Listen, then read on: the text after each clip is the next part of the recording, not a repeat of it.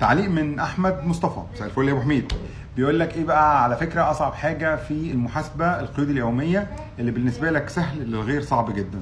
طبعا كلام ممتاز جدا. اكيد اللي بالنسبه لي سهل بالنسبه لحد تاني صعب، اللي بالنسبه لي انا صعب اكيد في حد اكبر مني واعلم مني بالنسبه له الكلام ده سهل، وهكذا.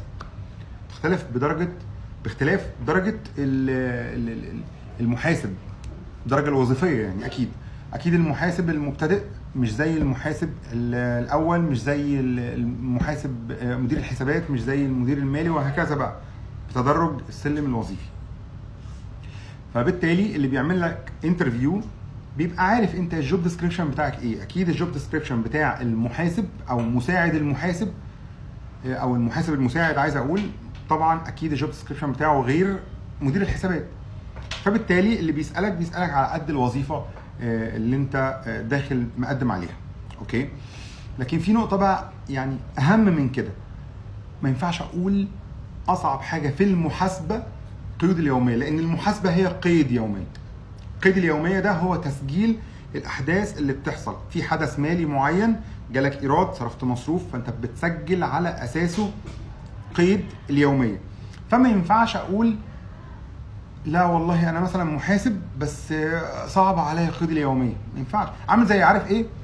رايح انت كاتب رايح تقدم على وظيفه او تعمل انترفيو في مهنه كاتب، كويس؟ وانت ما تعرفش الفرق ما بين الصاد والضاد. مصيبه. ما ينفعش.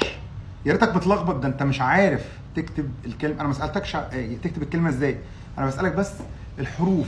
انت ما تعرفش الحروف، خلاص انت مش كاتب. ازاي؟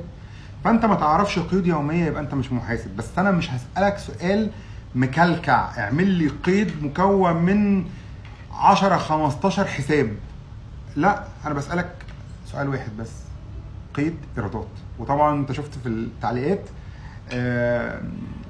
في حد في اولى جامعه، اولى كليه تجاره، يعرف اجابه السؤال. خلاص، يعني معنى كده ان هو سؤال سهل جدا. انت لو حضرتك محاسب، انا ما اعرفش طبعا التخصص بتاعك ايه، فلو انت محاسب هتعرف طبعا الكلام اللي انا بقوله ده. وممكن تسال حد من اصحابك المحاسبين يقول لك انه قيد الايرادات ده اهيف قيد في الدنيا.